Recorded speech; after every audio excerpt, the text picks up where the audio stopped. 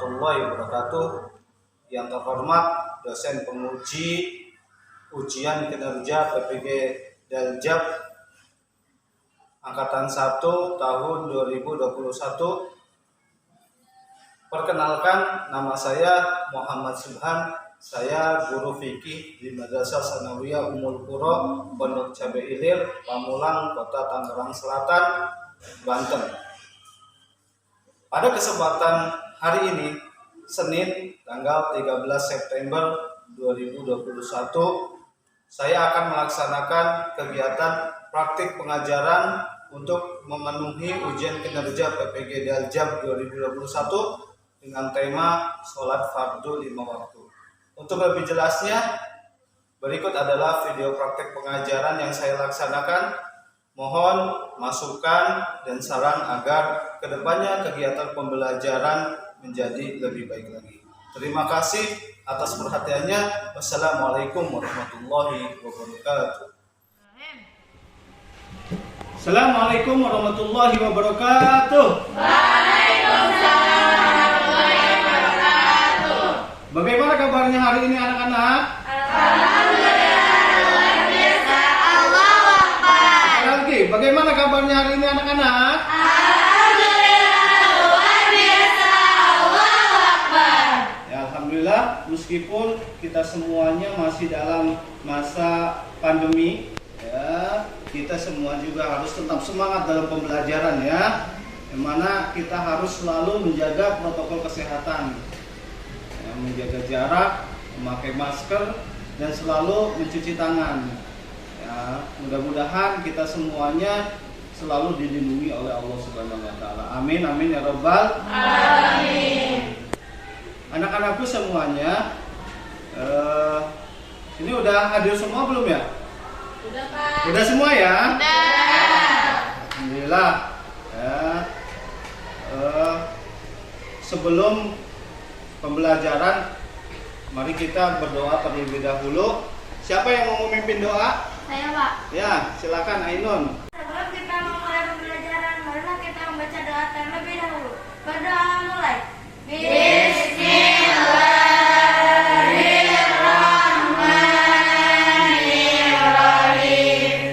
Alhamdulillahi Rabbil Alamin. Ar-Rahmanir-Rahim. Maliki Yaumiddin. Iyyaka na'budu wa iyyaka nasta'in. Ihdinas siratal mustaqim. Siratal ladzina an'amta 'alaihim ghairil maghdubi 'alaihim waladdallin. Anak-anakku, tujuan berdoa yakni agar pembelajaran kita berjalan dengan lancar dan kita semuanya juga mendapatkan ilmu yang bermanfaat, ya, ilmu yang bisa kita manfaatkan untuk kebaikan kita, ya, karena khairun nas anfa'uhum linnas. Sebaik-baik manusia adalah orang yang bisa bermanfaat untuk orang banyak, ya. Jadi tujuan kita berdoa itu. Baik anak-anakku, ya. Pada hari ini kita akan belajar tentang sholat fardu 5 waktu, ya. Perhatikan, ya, Bapak menampilkan slide presentasi. Perhatikan anak-anakku semuanya, ya. Di dalam slide ini ada gerakan, ini gerakan-gerakan yang ada di dalam sholat. Kira-kira kalian perhatikan dulu, ya. Coba perhatikan. Ada yang tahu nama gerakan ini? Gerakan dalam sholat. Yang pertama ada yang tahu? Ya, Hilda. Apa ini? Takbiratul Ihram. Takbiratul Ihram. Betul, bagus. Ya, bagus. Yang kedua?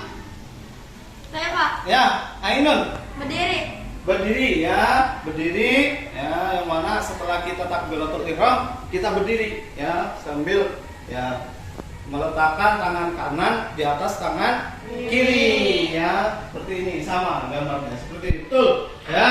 Tepuk tangan buat Ainul. Ya. Yang ketiga, Ayo Pak. ya, Najwa, apa? Buku Pak. Ruku, betul. Ya. Oh, Bapak yakin nih semua anak-anak di sini rajin semuanya sholatnya ya. Rajin nggak? Rajin nggak? Rajin. Ya. 5 waktu atau 4 waktu? 5 waktu. Ya. Yang keempat nih, gambar apa nih? Saya Pak. Ya. Apa? Tidak. Tidak, betul ya. Bagus ya. Setelah Erlita tadi siapa lagi? Yang ini? Ya, Midari. Ini gerakan sujud, betul. Yang ini? Saya Pak. Yang keenam ya. Gambar keenam apa? Saya Pak. Ya, Subaidah. Duduk di antara dua sujud. Duduk di atas dua sujud, betul tidak? Betul, bagus. Ya. Yang terakhir, nih ya, gambar nomor 7 itu tentang apa? Ya, gambar apa? Ada yang tahu? Saya Pak. Nah, ayo. Tahiyat akhir. Tahiyat akhir, ya betul. Ya. Alhamdulillah, setelah Bapak melihat pembelajaran kalian, memperhatikan gambar ini, ternyata kalian semuanya sudah hafal ya gerak-gerakan sholat ya, ataupun waktu-waktu sholat. Kalian udah tahu waktu sholat kapan aja? Ya, yang pertama subuh, habis subuh, zuhur, habis zuhur, asar, maghrib, ya itu adalah waktu-waktu sholat ya, yang mana waktu sholat dan rakaat sholat semuanya sudah diatur ya oleh ketentuan fikih, yang mana sudah dicontohkan oleh Nabi kita Muhammad Shallallahu Alaihi Wasallam ya. Sholat apa namanya, subuh tadi berapa rakaat? 2 rakaat ya. Sholat zuhur 4 rakaat. Sholat asar 4 rakaat. Sholat maghrib 3 ya. Kemudian sholat isya 4. Ya itu ya. Jadi kalian udah hebat-hebat semua. Tepuk tangan buat kalian ya. Pelajaran kita pada hari ini yang pertama menjelaskan pengertian sholat fardu 5 waktu ya, kalian nanti harus tahu ya. Kemudian menyimpulkan dasar hukum sholat fardu 5 waktu berdasarkan ayat-ayat Al-Quran dan hadis. Yang ketiga, membedakan syarat sah dan syarat wajib sholat fardu 5 waktu. Kemudian yang keempat, menguraikan perkara-perkara yang membatalkan sholat fardu 5 waktu.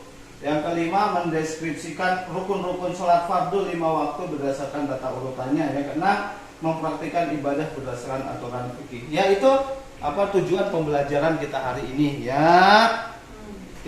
Bapak berharap kalian bisa nanti setelah belajar kalian mengetahui ini semua, baik pengertian sholat fardu ya, kemudian dalil-dalil sholat fardu ataupun syarat sah atau sholat wajib dan perkara-perkara yang membatalkan sholat.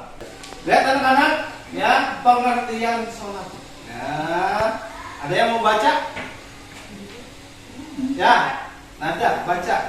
Salat menurut bahasa adalah dapat, sedangkan salat secara istilah adalah suatu ibadah yang meliputi peragaan tubuh yang khusus dimulai dengan takbir dan diakhiri dengan salam. Ya, dari sini terlihat ya bahwa sholat, ya, sholat secara bahasa artinya apa tadi? Doa, ya. Sedangkan menurut istilah yaitu suatu ibadah yang meliputi peragaan tubuh yang khusus, ya, dia khusus, ya, apa gerakannya itu khusus, dimulai dari takbiratul ihram. Tadi takbiratul ihram, ya, diakhiri dengan apa? Salam. Assalamualaikum warahmatullahi wabarakatuh. Itu ya kan? Jadi sholat itu, ya, secara bahasa doa, sementara secara istilah adalah ibadah yang meliputi peragaan tubuh yang khusus, dimulai dari takbiratul ihram dan diakhiri dengan salam. Sampai sini tahu semua? Hafal semua? Ya, pengertian sholat? Hafal ya? Hafal ya. Oke, berikutnya ya, dasar hukum perintah sholat itu ada di dalam ya, ayat-ayat Al-Quran. Yang pertama adalah dalam surat Al-Baqarah, ya, ayat 5. Ya, dengarkan dulu. A'udzubillahi minasyaitonir rajim. Bismillahirrahmanirrahim. Wa ma umiru illa liya'budullaha mukhlishina lahud-din hunafa wa yuqimus salata wa yutuz zakata wa dzalika dinul qayyimah. Ya, artinya padahal mereka hanya diperintahkan menyembah Allah dengan ikhlas, mentaatinya semata-mata karena menjalankan agama, dan juga agar melaksanakan sholat dan menunaikan zakat, dan yang demikian itulah agama yang lurus. Ya, dalil yang pertama yaitu ada dalam surat apa? Al-Baqarah ayat yang 5. Ayo baca bareng-bareng. 1, 2, 3.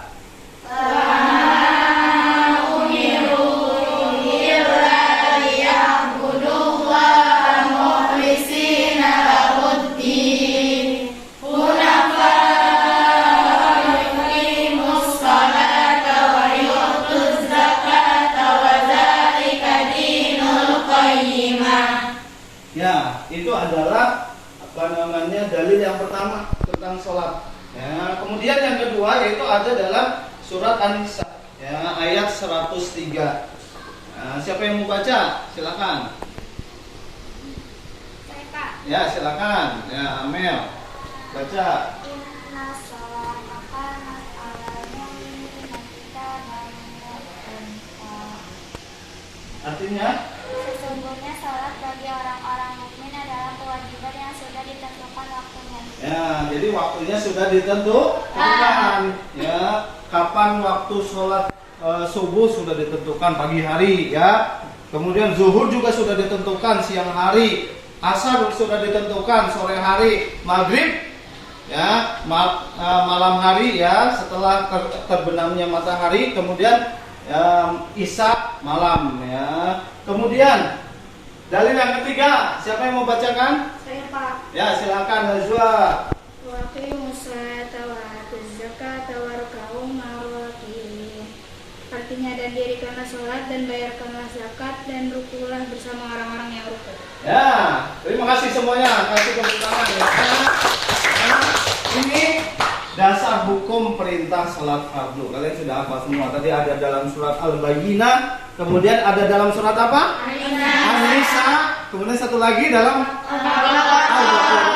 Ya, ini dasar salat, ya, yang mana ketika kita beribadah kepada Allah Subhanahu wa taala dengan cara salat, ya, kita harus mencontoh salat yang dilakukan oleh Rasulullah SAW. Karena Nabi Muhammad bersabda, "Shollu kama ra'aitumuni." Salatlah kalian semua seperti salatnya aku, kata Nabi Muhammad. Jadi semua gerakan salat kita mengikuti apa yang dilakukan oleh Nabi Muhammad, ya. Selanjutnya syarat wajib dan syarat sah salat. Ya, syarat wajib salat yaitu yang pertama Islam, yang kedua baligh, yang ketiga berakal, yang keempat suci dari haid dan nifas, yang kelima telah sampai dakwah kepadanya, yang keenam tidak sedang tidur atau berjaga. Jadi ketika sholat kita harus Islam, ya, baligh, ya, kemudian berakal. Kalau kira-kira orang nggak berakal sholat, diterima nggak sholatnya? Enggak, ya, karena itu merupakan syarat wajib sholat. Kalau orang yang berakal diwajibkan sholat nggak? Wajib. Hah? Orang gila wajib sholat nggak? Enggak. Ya, orang gila nggak sholat, ya, dia nggak tahu, nggak apa-apa, ya, dia tidak masuk ke syarat wajib, ya, harus berakal. Orang gila lagi nggak berakal, ya. Orang tidur wajib sholat nggak? Enggak. Kalau lagi tidurnya enggak, tapi kalau udah bangun tidur wajib sholat. Kemudian syarat sahnya, ya, ini banyak. Coba baca syarat sah sholat. Siapa yang mau baca? Ya, Subaidah.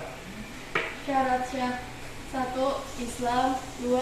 Mumayyiz, 3. Berakal. 4. Masuk waktu sholat. 5. Suci dari hadas. 6. Suci dari najis. 7. Menutup aurat. 8. Menghadap kiblat. 9. Berniat. 10. Tertib sewaktu menunaikan sholat. 11. Mualah, tidak terputus-putus dalam melaksanakan setiap rukun sholat. 12. Tidak berbicara kecuali yang berkaitan dengan bacaan-bacaan dalam sholat. 13. Tidak banyak melakukan gerakan yang tidak berkaitan dengan sholat. 14. Tidak makan dan minum. Ya, syarat sah sholat salah satunya adalah mumayyiz. Apa? Ada yang tahu mumayyiz? Mumayyiz, ya, itu bisa membedakan mana yang baik dan mana yang buruk. Kalau kalian sudah bisa belum membedakan mana yang baik, mana yang buruk? Ya, berarti kalian sudah mumayyiz dan wajib untuk melaksanakan sholat. Kemudian syarat sah yang lainnya juga ada tadi, harus menghadap arah kiblat. Ya, karena kalau kita sholat kan kita juga berdoa, ya, berniat usolli fardhul maghribi salasa rakaatin mustaqbilal kiblati. Ya, di situ jelas ya, kita mengucapkan mustaqbilal kiblat. Kita sholat menghadap kiblat. Kemudian ya, tidak boleh berbicara kecuali dengan yang berkaitan dengan bacaan-bacaan dalam sholat. Ya, dalam sholat kita tidak boleh berbicara dengan teman. Ya, bagi sholat di sampingnya kita ngobrol, enggak, ya, batal. Ya. Kemudian tidak banyak melakukan gerakan yang tidak berkaitan dengan sholat. Ya, misalnya kalian gatal, garuk-garuk mulu, ya. Kalian misalnya telinga gatal, garuk-garuk mulu, nggak boleh, ya. Terlalu banyak gerakan. Bahkan Imam Syafi'i menjelaskan bahwa gerakan yang boleh dilakukan tidak boleh lebih dari 3 kali. Kalau 3 kali lebih dari 3 kali, berarti dia batal sholatnya. Nah, kemudian selanjutnya, nah, rukun sholat fardu 5 waktu, ya. Rukun ini yang harus ada ketika kita melaksanakan sholat. Ya, gerakan apa saja itu harus ada. Siapa yang mau bacakan rukun sholat fardu? Ayo Pak. Ya, silakan baca. Rukun sholat Karlita. fardu 5 waktu. 1. Berdiri bagi orang yang mampu. 2. Takbiratul ihram. 3. Berniat di dalam hati bersamaan dengan takbiratul ihram. 4. Membaca surat Al-Fatihah secara lengkap. 5. Ruku. 6. I'tidal dan tumanina. 7. Sujud 2 kali dengan tumanina. 8. Duduk antara 2 sujud dengan tumanina. 9. Duduk untuk tasyahud akhir. 10. Membaca tasyahud akhir. 11. Membaca sholawat atas Nabi. 12. Mengucapkan salam yang pertama. 13. Tertib. Ya, ini adalah rukun sholat fardu. Ya, berdiri, kemudian takbiratul ihram, berniat dalam hati, membaca surat Al-Fatihah secara lengkap. Ya, membaca surat Al-Fatihah juga merupakan rukun sholat.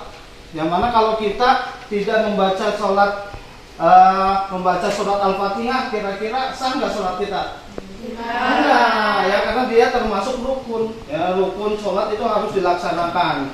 Kalau tidak membaca surat Al-Fatihah, maka sholat kita tidak sah.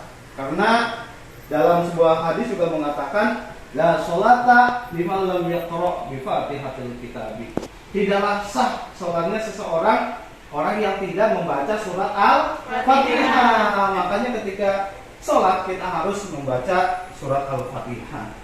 Ya, ini adalah gerakan-gerakan yang harus kita lakukan ketika kita melaksanakan sholat. Ya, baik kalian sholat sendirian ataupun sholat secara berjamaah. Ya, sampai sini kalian sangat semangat. Tepuk tangan buat kalian semuanya, ya. Masih semangat? Masih semangat? Masih. Ya, semangat. Sholat yang pertama, berbicara dengan sengaja. Jadi ketika kita sholat jangan berbicara, ya, kecuali bacaan sholat. Yang kedua, tertawa. Kita tidak boleh tertawa ketika sholat.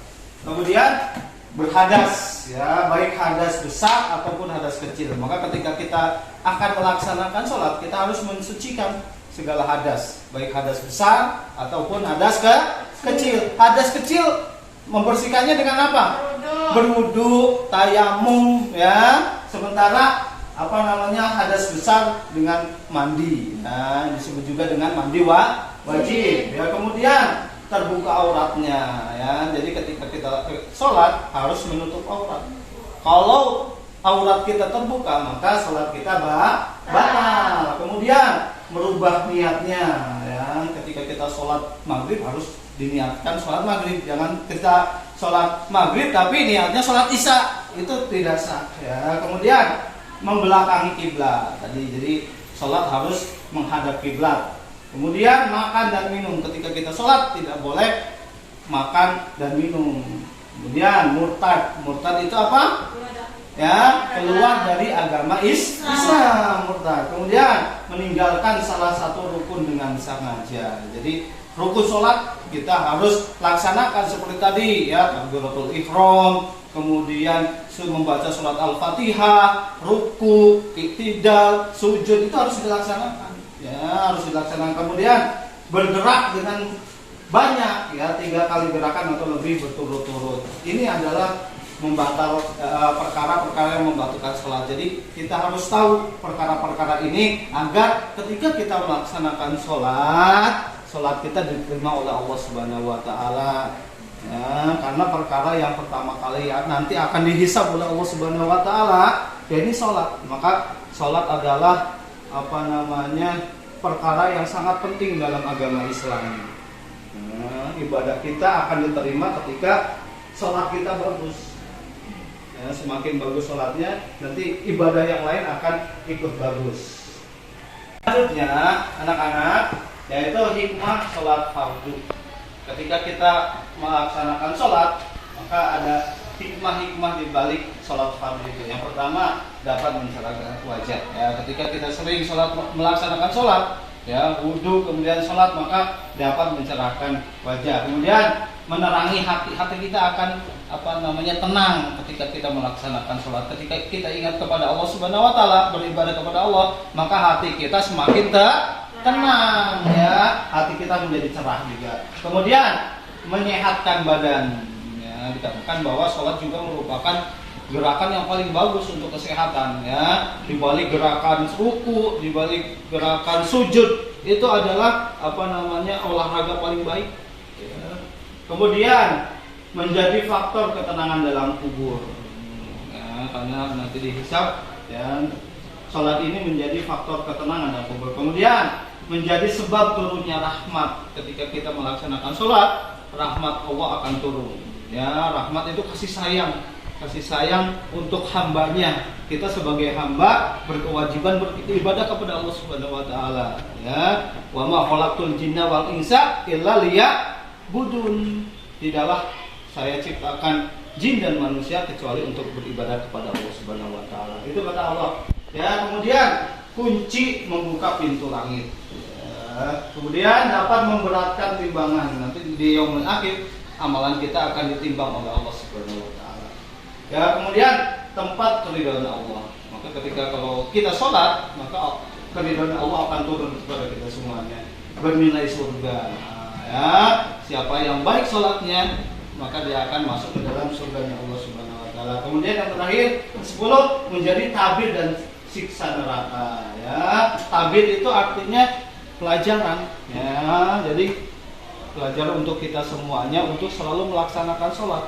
Apabila kita tidak melaksanakan sholat, maka nanti kita masuk ke dalam orang-orang yang selalu berbuat dosa, yang mana nanti ketika kita banyak melakukan dosa, kita masuk ke dalam neraka. Kita mau masuk ke dalam surga atau neraka nih? Surga, ya, semuanya. Kita berdoa semuanya agar kita semua masuk ke dalam surga dengan cara apa? Tadi selalu melaksanakan sholat 5 waktu ini. Sampai sini masih semangat? Semangat. Ya, tepuk tangan semangat. Ya, sekali lagi tepuk tangan.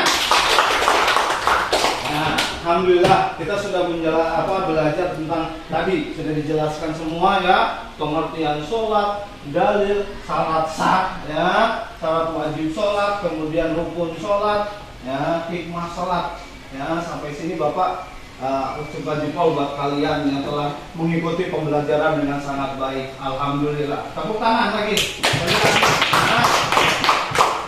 Nah, di akhir pembelajaran ini ya, sebelum Bapak nanti ngasih tugas buat kalian, Bapak mau ngetes nih ya, dari pembelajaran tadi ya, siapa yang bisa menjelaskan tentang pengertian sholat? Siapa?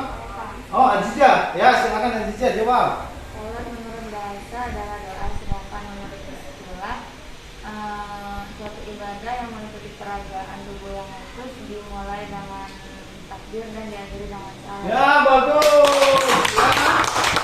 Luar biasa. Makasih Azizah ya. Bapak kasih plus buat kamu ya. Kalau Bapak punya 10 jempol, kasih 10 jempol. Ya. Yang kedua ya, tadi tentang dalil sholat. Oh, Amel ya, Amel. Ya, silakan.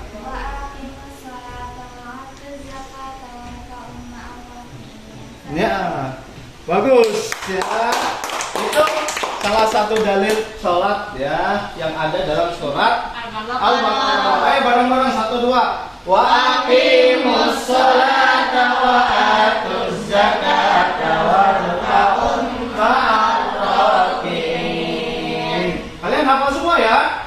Hafal sampai sini ya. Kemudian perkara-perkara yang membatalkan sholat nih ya, karena ini sangat penting perkara ini, maka kita harus tahu perkara yang membatalkan sholat agar sholat kita diterima Allah Subhanahu Wa Taala. Ada yang tahu perkara yang membatalkan sholat?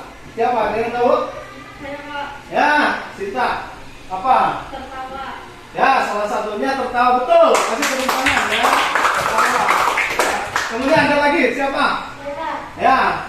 Widari. Makan dan minum. Makan dan minum, ya bagus. Ya.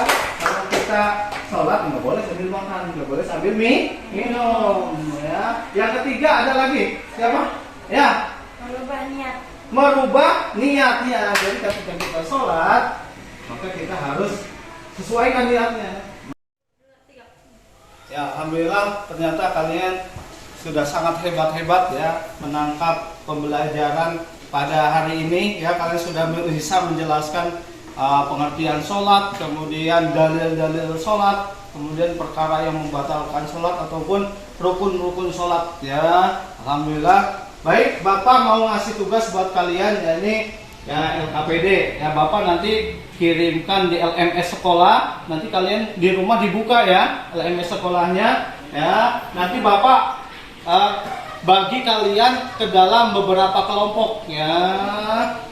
Nah, di sini ada berapa orang nih? Nanti Bapak kasih kelompok ya, kalian diskusikan permasalahan di sini. Yang pertama ada mengapa kita harus melaksanakan sholat fardu 5 waktu, kemudian mengapa kita harus suci sebelum sholat, kemudian mengapa kita harus tahu tata cara melaksanakan sholat, mengapa kita harus tahu rukun-rukun sholat, apa saja hikmah ketika rajin melaksanakan sholat fardu ya. Kalian nanti Bapak bagi kelompoknya, kalian mengerjakan, diskusikan dengan kelompok kalian, kemudian setelah selesai kalian kirim kembali ke LMS sekolah, nanti Bapak periksa. Siap ya semuanya? Siap. Ya. Siap. Baik, terima kasih semua anak-anakku yang telah mengikuti pembelajaran dengan sangat semangat ya, sangat baik. Alhamdulillah. Di akhir pembelajaran ini Bapak ngasih pesan kepada kalian untuk selalu semangat ya dalam pembelajaran ya, selalu rajin dalam belajar. Ta'alam fa innal ilma zainun li ahlihi ya, buat belajar ya. Kun mujtahidan wala takun kaslanan. Jadi orang yang semangat, jangan jadi orang yang malas ya. Tetap ya, karena kita memang masih dalam pandemi ya, tetap jaga kesehatan ya, jangan pergi-pergi dari rumah ya, stay at home ya, tetap tinggal di rumah ya, jaga kesehatan. Mudah-mudahan semua kita dijaga oleh Allah Subhanahu Wa Taala, kesehatan kita dijaga, keluarga kita semuanya dijaga, dan kita semuanya mendapatkan ilmu yang bermanfaat. Amin amin ya robbal alamin. Ya, terima kasih Bapak ucapkan Terima kasih ya kepada kalian. Tepuk tangan sekali lagi ya. Kalian sudah hebat mengikuti pembelajaran hari ini. Terakhir Bapak ucapkan Assalamualaikum warahmatullahi wabarakatuh. Waalaikumsalam.